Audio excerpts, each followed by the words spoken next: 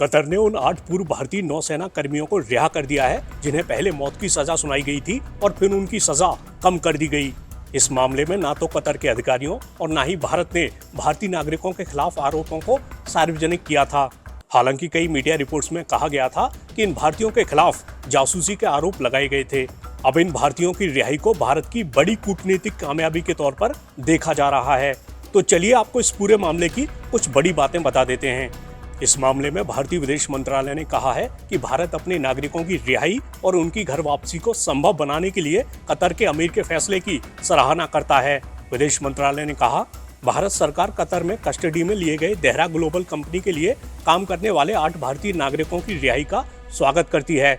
आके वाकई बहुत खुशी हो रही है कि वापस इंडिया पहुंच गए हम सेफ एंड साउंड। और definitely honourable prime minister Shri Modi को धन्यवाद करना चाहेंगे कि उनके पर्सनल इंटरवेंशन से ये पॉसिबल हुआ, और गवर्नमेंट ऑफ कतार के हिज एक्सीलेंसी द अमीर को कि उन्होंने ये होने दिया। Without the intervention of prime minister Modi it won't be, आज हम आपके सामने खड़े नहीं हो रहे होते अगर इंटरवेंशन नहीं होता at that level, highest level. And specially government of India, उनके अथक प्रयास से कि वो कंसिस्टेंटली लगे रहे and we are there in front of you. Thank you. ये वाले दिन का हम बहुत दिनों से वेट कर रहे थे, और प्राइम मिनिस्टर मोदी और उनका पर्सनल इंटरवेंशन, उनका इंटरेक्शन, और एक और मौका लेना चाहता हूं कि थैंक करूंगा अमीर को कतर के, जिनके उनके इंटरेक्शन के कारण आज हम यहां खड़े हैं, जिस दिन का हमें बहुत बेसब्री से इंतजार था। आपको बता दें कि नौसेना के पूर्व कर्मियों को 26 अक्टूबर को कतर की एक अदालत ने मौत की सजा सुनाई थी। इसके बाद खाड़ी देश की अपीली अदालत ने 28 दिसंबर को मौत की सजा को कम कर दिया था और पूर्व नौसेना कर्मियों को अलग अलग अवधि के लिए जेल की सजा सुनाई थी।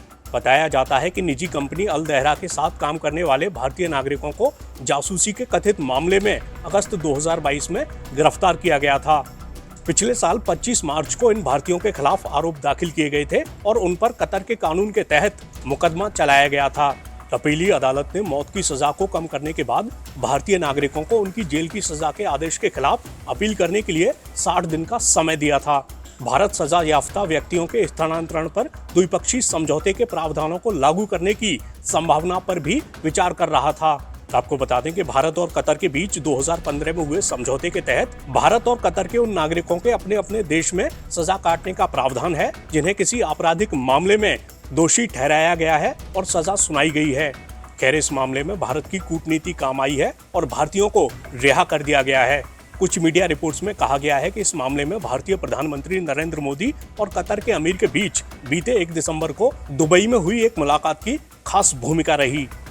Hip hip hurray! Hip hip hurray! Bharat माता की जय।